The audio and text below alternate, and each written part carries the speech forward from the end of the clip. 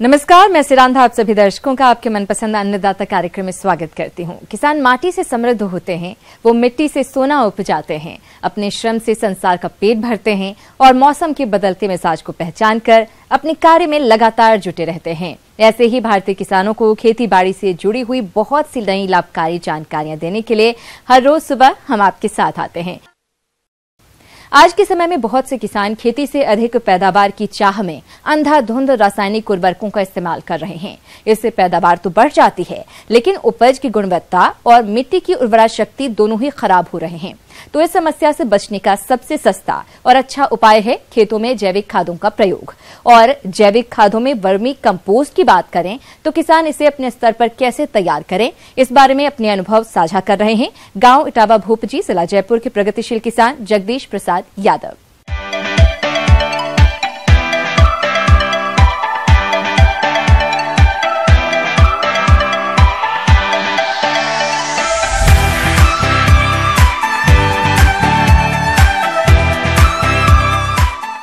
जैविक खेती करने के लिए सबसे ज़्यादा जो महत्वपूर्ण होता है वो है खाद, देसी खाद।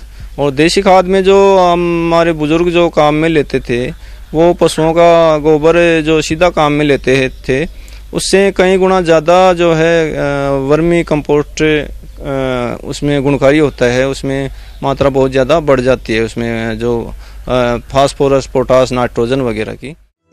केंचुओं का चयन। वर्मी कंपोस्टिंग में केंचुओं की उन प्रजातियों का चयन किया जाता है जिनमें प्रजनन व वृद्धि दर तीव्र होती है, बदलते मौसम में तापमान के उतार चढ़ाव को सहने की क्षमता हो और कार्बनिक पदार्थों को शीघ्रता से कंपोस्ट में परिवर्तन करने की क्षमता हो। उन्हीं केंचुओं की प्रजातियों का चयन करना चाहिए। केंचुओं की उन्नत प्रजातियां इस प्रकार से है: आइसीनिया फोटिया, यूडिलिस यूजेनी तथा पेरियोनिक्स एस्केवेट्स वर्मी कंपोस्टिंग के लिए उपयोगी पाए गए हैं। मैंने ये बैग खरीदे हैं, करीब 2-2 हज़ार रुपये के 2 बैग खरीदे हैं केंचुआ के खाद के लिए। तो इनका ये सिस्टम बना रखा है मैंने।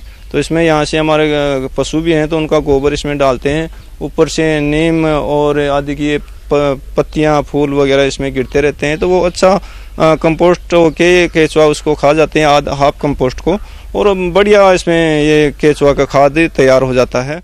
वर्मी कंपोस्टिंग के लिए उपयोग में लाए जाने वाले पदार्थ। इसके लिए गाय, भैंस, भेड़ तथा मुर्गियों इत्यादि का मल, बायोगैस स्लरी, शहरी कूड़ा, व्यर्थ पदार्थ, फसल अवशेष, घास फूस और पत्तियां, रसोई घर का कचरा आदि का उपयोग किया जा सकता है। कंपोस्ट बनाने के लिए सबसे नीचे की सतह पर 5 सेंटीमीटर मोटे कचरे, घास फूस, केले के पत्ते, पेड़ पौधों के पत्ते, फसलों के डंठल आदि को तह में बिछाएं और इसके बाद इस तह पर सड़े हुए गोबर की 5 सेंटीमीटर की तह बनाएं तथा पानी छिड़क कर 1000 से 1500 केंचुए प्रति लीटर की दर से छोड़ें। इसके ऊपर सड़ा हुआ गोबर और विभिन्न व्यर्थ पदार्थ जिनसे खाद बनाना चाहते हैं 10 से 3 के अनुपात में डालें। इसके बाद कंपोस्ट को टाट या बोरी से ढक दें। इस पर पानी का प्रतिदिन आवश्यकता अनुसार छिड़काव करें ताकि नमी का स्तर 40% से ज्यादा रहे। उसमें क्या करते हैं, हम पहले गोबर डालते हैं, उसमें कुछ पत्तियां वगैरह और जो भी कंपोस्ट वगैरह होता है, वेस्टेज होता है, वो इसमें डाल के उसमें पानी की नमी करते हैं। नमी करने के बाद में उसमें केंचुए छोड़ते हैं, करीब 2-3 किलो एक इसमें केंचुए छोड़ देते हैं।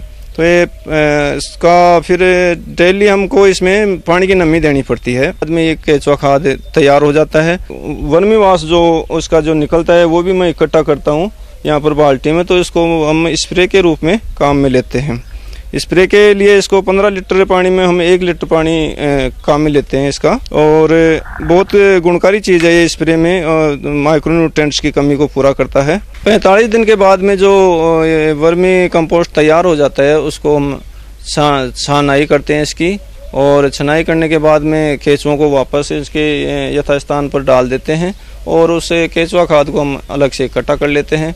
उसमें जो जैविक दवाइयाँ वगैरह होती हैं, ट्राइकोडर्मा वगैरह, पेसिलोमाइसिस, वो मिलाकर हम खेतों में उपयोग करते हैं। केंचुआ खाद को तैयार करने में बहुत सारी सावधानियों का ध्यान रखना पड़ता है।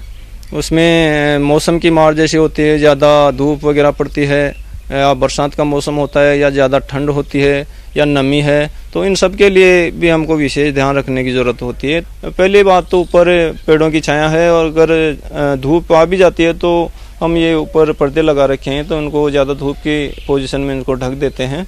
बरसात के मौसम में भी इनको ढक देते हैं और सर्दी के मौसम में भी इनको ढकना ज़रूरी होता है, ज़्यादा ठंड जब होती है।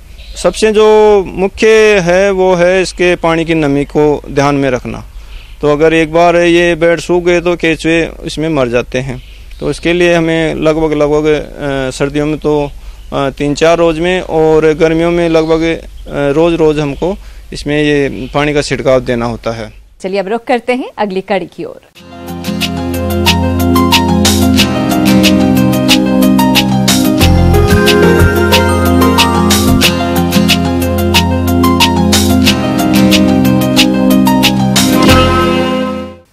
आम के बागों में शायद ही हर साल फलन होता है और पुराने बागों में तो ये समस्या सबसे अधिक देखी जा रही है।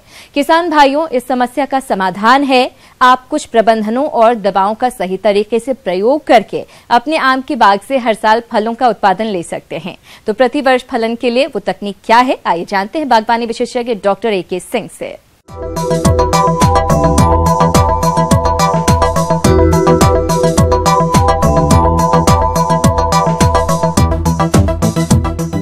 इस क्रम में हम सबसे पहले बताना चाहेंगे कि जो आम की प्रजातियां हैं, मुख्य प्रजातियां हैं, और नॉर्थ इंडिया में जो हम उत्तरी भारत में जो आम उगाते हैं उसमें यह समस्या है कि एक साल फल आई, एक साल फल नहीं आती। तो जिस टहनी पर एक साल फल लग जाएगा दूसरे साल उस टहनी पे फल नहीं आता है। जबकि साउथ इंडिया में, दक्षिणी भारत में फल हर साल आता है, क्योंकि वहाँ ठंड का टाइम नहीं होता है और जो शाखाओं की बढ़वार है वो पूरे साल होती रहती है। अब हम आपको बताएं कि उत्तरी भारत में इसके लिए क्या करें, ऐसा क्या करें कि फल हर साल आए।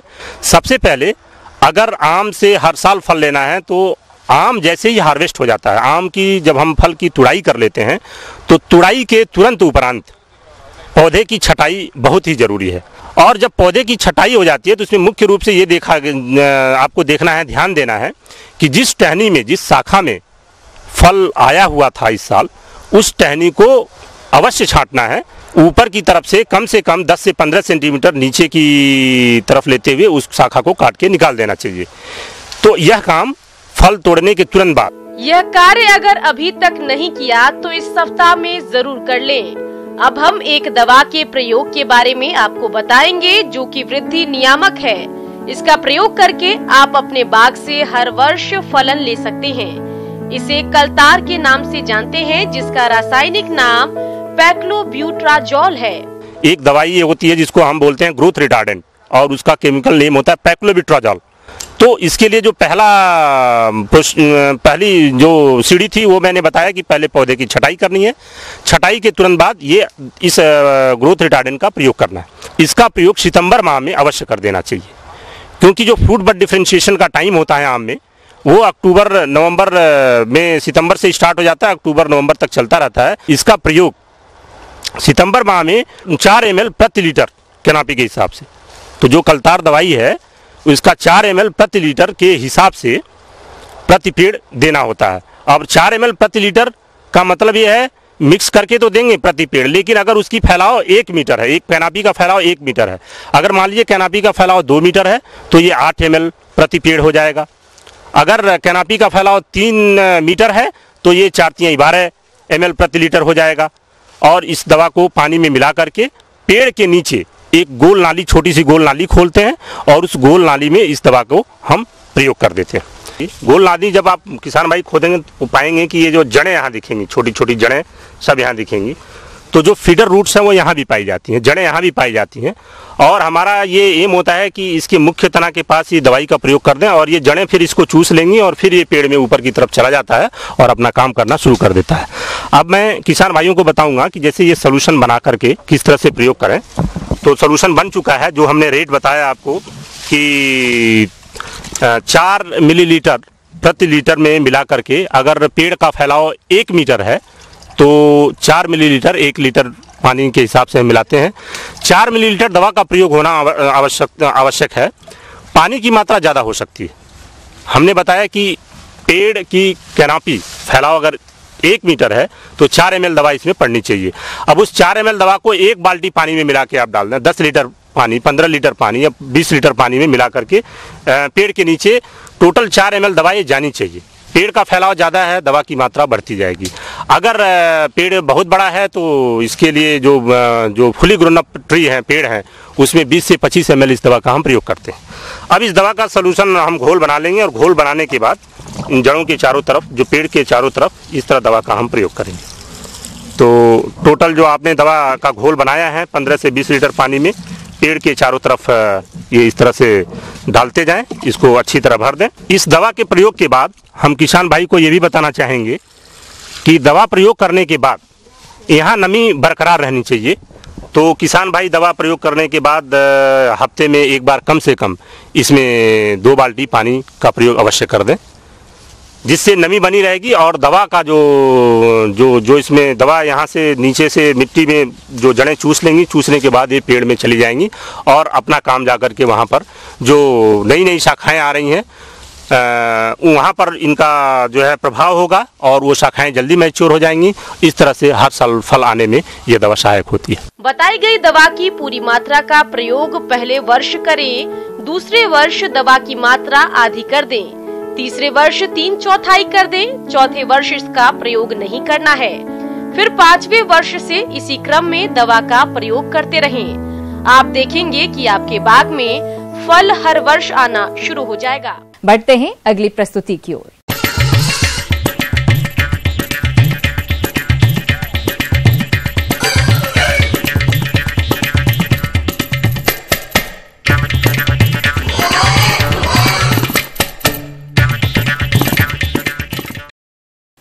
हमारे प्रदेश में बहुत से लघु और सीमांत किसान खेती के साथ साथ बकरी पालन करते हैं, लेकिन इनमें से अच्छा लाभ वही प्राप्त करते हैं जो इनकी देखरेख और प्रबंधन मौसम के अनुसार करते हैं। क्योंकि इन बकरियों में कई तरह की बीमारियों का प्रकोप होता रहता है, जिसमें प्रमुख है बकरियों का PPR रोग। यदि आपने समय रहते इसका नियंत्रण नहीं किया तो ये रोग आपकी सभी बकरियों में फैल सकते हैं। तो आप इस रोग के लक्षणों की पहचान कर नियंत्रण कैसे करें, इसकी जानकारी दे रहे हैं डॉक्टर देवेंद्र गुप्ता।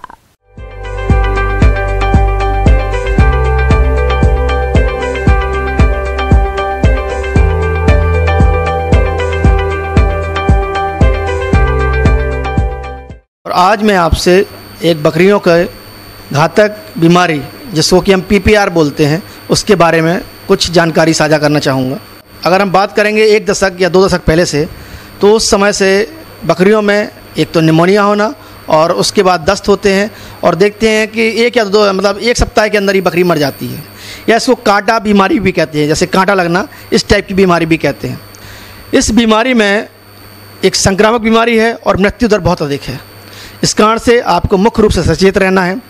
अगर ये बीमारी एक बार हो गई और उचित इलाज नहीं मिल पाया तो लगभग 7 से 80% मृत्यु दर होती है, जिससे कि हमारे किसान भाइयों को बहुत ही अधिक आर्थिक हानि उठानी पड़ती है। पशुपालक भाइयों, इस बीमारी में भेड़ बकरियों के मेमने ज्यादा प्रभावित होते हैं और उनके बचने की संभावना बहुत कम रहती है, जिस कारण किसानों को भारी नुकसान उठाना पड़ता है। इस बीमारी को पहचानने के लिए जैसे कि आप लोग अक्सर इनके संपर्क में रहते हैं और आप अगर उनके लक्षण गौर करना चालू करेंगे तो सबसे पहले वो खाना पीना छोड़ देते हैं। और उसमें मुख्य रूप से होता क्या है कि मुंह में अगर आप देखेंगे तो सूजन आ जाती है, छाले हो जाते हैं। और अगर हम ओंठ खोल के देखते हैं, जब ओंठ खोलते हैं तो वहाँ पर देखते हैं एक पतली सी झिल्ली जैसी दिखाई देती है, जिसको हम डिप्थरेटिक झिल्ली कहते हैं। और ये झिल्ली हो जाने से उनको क्या है, बहुत समस्या होती है, वो अच्छे से चबा नहीं सकते हैं, उसको खा नहीं सकते हैं, और जब भी वो घास पत्ती उठाते हैं तो उनको बहुत असहनीय पीड़ा होती है। तो इस कारण से वो खाना पीना छोड़ देते हैं और बाद में क्या होता है, इसके पश्चात उनको दस्त लगने लगते हैं। दस्त लगने से शरीर से पानी की बहुत ज़्यादा कमी हो जाती है और शरीर में निर्जलीकरण हो जाता है। दूसरा, आप देखेंगे कि तो नथनों के पास उनको नाक से बहता हुआ पदार्थ दिखाई देता है, जिससे उनको सांस लेने में बहुत समस्या होती है। धीरे धीरे अस्वस्थता के कारण वो बैठ जाता है। और अगर आप उसमें ध्यान देंगे तो उस पशु में मुख्य रूप से आंखें लाल हो जाना, शरीर में ज्वर होता है, ज्वर के कारण तापमान लगभग 104 से 105 और कभी कभी तो 160 डिग्री तक चला जाता है। यदि पशुपालक भाइयों आप इनका समय रहते इलाज करवा लेते हैं तो इनको मरने से बचाया जा सकता है। और एक कहावत भी है कि उपचार से रोकथाम भला। ये बीमारी दूसरे पशुओं में बहुत तीव्र गति से फैलती है, इसलिए जो बीमार पशु है उसको अलग कर दें, उसके नथुने से गिरने वाला उसके दस्त को अलग बहाएं, उस जगह पर फिनाइल या हमारे लाल पानी के घोल से साफ करें। मुंह में जब देखते हैं कि बहुत सारे घाव जैसे बन जाते हैं उनको साफ कर दें, और अगर कुछ भी नहीं है तो आप कम से कम तेल और हल्दी मिला के लगाएं, उससे बहुत और जो खाद्य पदार्थ देते हैं बहुत सुपाच्य और बहुत ही आसानी से चबाने योग्य हो उसको दें, या दलिया इस तरह की हम चीज़ें दे सकते हैं। जब भी जानवर को चरने भेजें उसके पहले थोड़ा सा नमक डाल दें और उसके बाद पानी पीने को दें। अगर घर से पानी पी के निकलेंगे तो बाहर जो कई जगह हमारे पोखर रहती है, छोटे छोटे से गड्ढे रहते हैं, उससे पानी पीते हैं और उससे कई बार अगर दूसरा जानवर कोई बीमार है उसकी बीमारी भी ले आते हैं। तो जानवर वैसे बकरी मुख्य रूप से कम पानी पीती है, और अगर आप घर से पानी पिला के भेजेंगे तो इस समस्या से भी आप थोड़ा सा काफ़ी हद तक निदान पा सकते हैं। और एक चीज़ और ध्यान रखें, जब आप अपनी बकरियों को चराने ले जाते हैं तो ऐसा कहा जाता है कि बकरियों का झुंड कभी भी 50 से ज़्यादा का नहीं होना चाहिए। एक बकरी का झुंड, अगर आप 20 से 30 बकरियों का झुंड रखते हैं तो बीमारी फैलने का खतरा भी कम होता है, वो अच्छे से चर सकते हैं, अच्छे से उनका स्वास्थ्य का ध्यान रख सकते हैं। अगर आपने झुंड बड़ा किया तो कहते हैं बकरियां वैसे ही मरने लगती हैं। तो उसके लिए कहते हैं एक विषाणु जनित रोग है, और विषाणु जनित रोग में सामान्यतः जो हमारे पास दवाइयाँ होती हैं उन एंटीबायोटिक को तो देना होता है, साथ में चूँकि शरीर का निर्जलीकरण हो गया है तो सिराओं के माध्यम से हमको उसको, जिसको हम ड्रिप बोलते हैं, वो भी देना पड़ता है। और शरीर में जब हम मुख्य रूप से जिसको हम कहते हैं नमक के पानी का घोल या DNS बोलते हैं, नमक शक्कर के पानी का घोल, ये देते हैं, उसमें कुछ दवाएं डालते हैं तो जानवर के बचने के चांस काफ़ी बढ़ जाते हैं, और बकरियों की मृत्यु दर लगभग हम कहें तो 10% ही रह जाती है। और इसके बचाव के लिए हमारे वैज्ञानिकों ने इसकी बीमारी का टीका ढूंढ लिया है, और उस टीका को अगर आप लगाते हैं तो एक बार लगाने से आप 3 साल तक इस बीमारी से मुक्त रह सकते हैं। तो अगर आप सही समय पर टीकाकरण कराएंगे तो लगभग आप ये मान के चलें आपकी बकरियां इस बीमारी से दूर ही रहेंगी।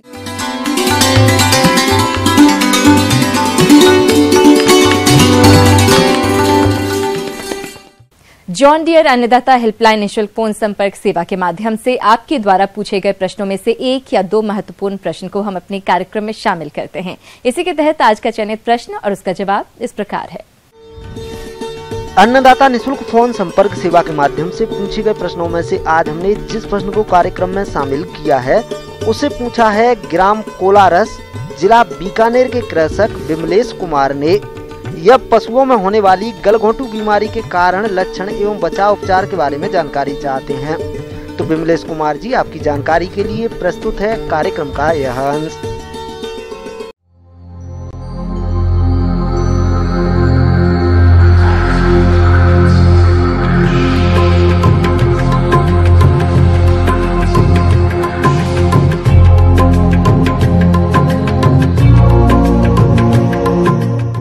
किसान भाइयों, गाय और भैंसों में वर्षा ऋतु के दौरान जो सबसे ज़्यादा संक्रामक बीमारी होती है वो है गलघोंटू।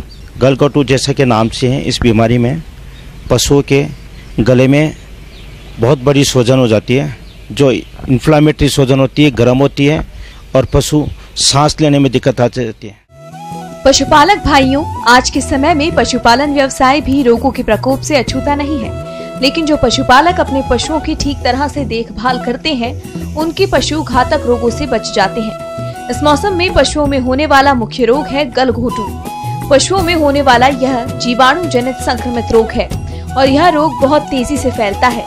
अगर लक्षण का पता लगने के बाद पशुओं का शीघ्र इलाज शुरू न किया जाए तो 24 घंटे के भीतर पशु की मौत हो जाती है। यह रोग पास्चुरेला मल्टिसोडा नामक जीवाणु के संक्रमण से होता है। यह जीवाणु सांस नली तंत्र के ऊपरी भाग में मौजूद होता है।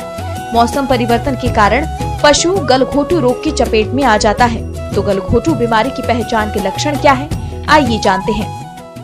गलघोंटू जैसे के नाम से है, इस बीमारी में पशुओं के गले में बहुत बड़ी सूजन हो जाती है, जो इन्फ्लामेटरी सूजन होती है, गर्म होती है और पशु सांस लेने में दिक्कत आ जाती है। इस बीमारी में पशु ज़्यादा देर तक जीवित नहीं रहता, लड़खड़ाकर हाई टेम्परेचर होता है और पशु लड़खड़ाकर गिर जाता है और मौत का काल का ग्रास बन जाता है। ये एक बहुत ही जानलेवा बीमारी है जो भैंसों में ज़्यादा होती है, गायों में कम होती है। इस बीमारी में पशुपालक को ज़्यादा समय दे नहीं पाता और उसके पहले दम तोड़ देता है। पशुपालक भाइयों, आपके पशुओं में गलघोंटू बीमारी यदि हो जाती है तो इसके लिए आपको कौन से उपायों को करने की जरूरत है जिससे आपका पशु इस गंभीर रोग से बच जाए। इस हेतु सुझाव के लिए आइए मिलते हैं। यदि ये बीमारी फिर भी आ जाती है, टीकाकरण करना कोई भूल जाता है, उसका सबसे बड़े उपाय है पशुओं को जब भी बीमारी हो जाए उसको तुरंत किसी पशु चिकित्सक को बुलाकर उसको दिखाएं। और इसमें जो सल्फाडिमिडीन इंजेक्शन आता है उसकी 100 ml की डोज पहले दिन, दूसरे दिन 50 ml की, तीसरे दिन 50 ml की डोज, 3 दिन डोज लगाएं। और साथ में ही इन्फ्लामेशन रोकने के लिए, जो सूजन वगैरह है उसको रोकने के लिए प्रेडनिसोलोन का इंजेक्शन लगाएं और मेलॉक्सी कम पैरासीटामोल का इंजेक्शन बुखार के लगाएं। यह दवा सुबह शाम 3 दिन तक कम से कम लगाए, तभी आपका पशु इस रोग से मुक्त हो सकता है, नहीं तो ये रोग बड़ा संक्रामक रोग है। बाकी और पशुओं के टीकाकरण आप तुरंत प्रभाव से अपने आसपास के क्षेत्र में करवा लें, ताकि और पशुओं में पशु का ग्रास नहीं हो। इसके बचाव के लिए बीमारी आने पर भी ये टीकाकरण किया जा सकता है। पशुपालक भाइयों, जैसा कि ये कहावत है, इलाज से बेहतर बचाव होता है। इसीलिए जरूरत है कि आप ऐसे उपायों को अपनाएं जिससे आपके पशुओं में घातक बीमारियां हो ही नहीं। तो आइए जानते हैं उन जरूरी उपायों के बारे में जिन्हें आप अपनाएं और अपने पशुओं को गंभीर बीमारियों से बचाएं। इसके लिए राजस्थान सरकार या भारत सरकार की सभी पशु चिकित्सा संस्थाओं में इसका जो टीकाकरण किया जाता है वो मई जून के महीने में किया जाता है, वर्षा ऋतु से पहले। ये टीकाकरण हेमोरेजिक सेप्टिसीमिया HS टीकाकरण के नाम से जाना जाता है, जिसकी 5 ml की डोज है और ये सबकट चमड़ी में लगाया जाता है। इसके इतना बचाव है, 6 महीने के लगभग ये टीका इसमें पशु को इस बीमारी से रोकथाम करता है। तो सभी किसान भाइयों से यह है कि इस बीमारी का टीकाकरण बरसात पूर्व से करवाना चाहिए।